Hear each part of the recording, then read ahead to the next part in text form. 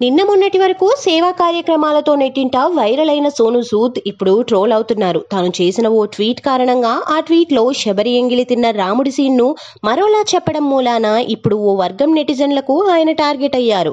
అందులోనూ బీజేపీ నేత కంగనకు విపరీతంగా కోపం వచ్చేలా చేసుకున్నారు. ఇక అసలు విషయం ఏంటంటే, రీసెంట్ గా తాండూరులో ఒక ముస్లిం వ్యక్తి తన హోటల్లో రోటీ తయారు చేస్తూ దానిపై ఉమ్మివేశాడు. ఆ వీడియో నెట్టింట తెగ వైరల్ అయ్యింది. అయితే ఆ వీడియోను షేర్ చేసిన సోనూ సూద్ ఆ వీడియోలోని వ్యక్తిని శబరితో పోల్చాడు.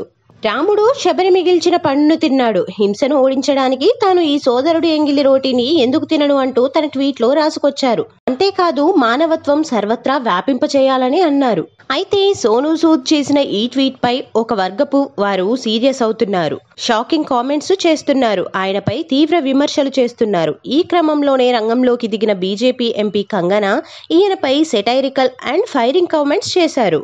సోనూ సూద్ తన స్వంత ఆవిష్కరణ ద్వారా రామాయణం కొత్త కథను రాసి దర్శకత్వం వహిస్తాడేమో, బాలీవుడ్ లో కొత్త రామాయణం సినిమా తీస్తాడేమో అంటూ ట్వీట్ చేశారు. సోనూ సూద్ ట్వీట్ కు తానిచ్చిన ఈ రియాక్షన్ ట్వీట్ తో ఇప్పుడు నెట్టింట వైరల్ అవుతున్నారు.